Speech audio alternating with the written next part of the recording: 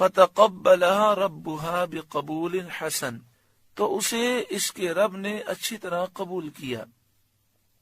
یعنی انہوں نے منت مانی تھی کہ میرے یہاں جو بچہ ہوگا میں بیت المقدس میں پیش کروں گی، تو لڑکا نہ ہونے کے باوجود اللہ تعالیٰ نے حضرت مریم کو قبول فرمایا اس منت میں۔ حضرت مریم کی والدہ نے حضرت مریم کی ولادت کے بعد ایک کپڑے میں لپیٹ کر بیت المقدس میں جو عبادت کرنے والے احبار تھے ان کے سامنے رکھ دیا۔ یہ احبار حضرت ہارون علیہ السلام کی اولاد میں سے تھے، اور بیت المقدس میں ان کا جو منصب تھا وہ منصب یہ تھا کہ وہ اللہ کی عبادت کرتے تھے، اس کے یہ متولی تھے۔ ان کا خاندان بنی اسرائیل میں بہت اعلیٰ اور اہل علم کا خاندان تھا۔ ان کی تعداد 27 تھی۔ حضرت مریم کے والد ان کے امام اور صاحب قربان تھے، یعنی قربانیاں ان کے پاس پیش کی جاتی تھیں، اور حضرت مریم کے والد کا یہ جو خاندان تھا بنی اسرائیل میں بہت اعلیٰ اہل علم کا خاندان تھا۔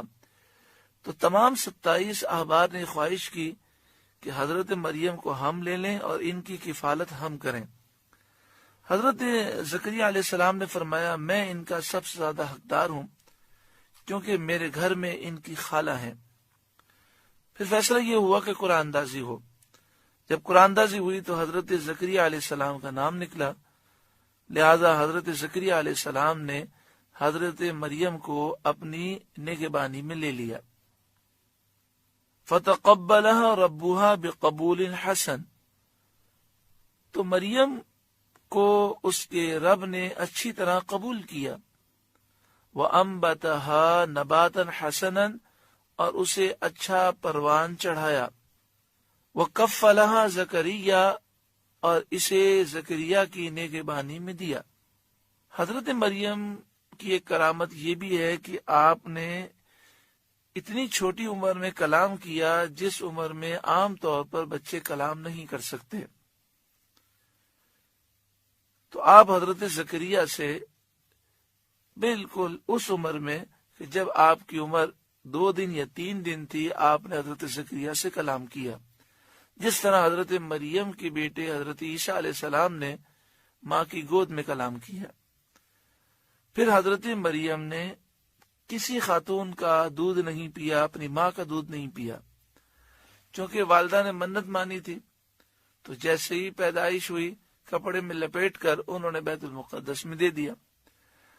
حضرت زکریا علیہ السلام نے انہیں محراب میں، یعنی نماز پڑھنے کی جو جگہ تھی، ایک مخصوص کمرہ تھا، اس میں رکھا، اور وہاں پر حضرت مریم بڑی تیزی سے بڑی ہوئی۔ بعض مفسرین نے لکھا ہے کہ شروع کے دنوں میں آپ کا قد اتنی تیزی سے بڑھا کہ ایک دن میں اتنا آپ بڑھی کہ جتنا ایک بچہ 1 سال میں بڑھتا ہے۔ تو آپ چند دن کی تھیں اور حضرت زکریا یہ دیکھتے کہ آپ کے پاس غیبی رزق موجود ہے جسے آپ تناول کر رہی ہیں۔ کلما دخل علیہا زکریا المحراب، جب زکریا ان کے پاس ان کی نماز پڑھنے کی جگہ جاتے، وجد عندها رزقا، ان کے پاس نیا رزق پاتے۔ قال یا مریم، حضرت زکریا نے کہا اے مریم، انا لکی ھذا، یہ تیرے پاس کہاں سے آتا ہے؟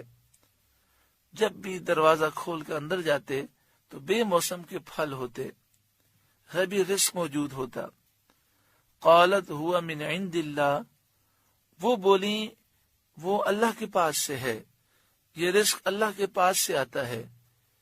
ان اللہ یرزق من یشاء بغیر حساب، بے شک اللہ جسے چاہتا ہے بے حساب روزی دیتا ہے۔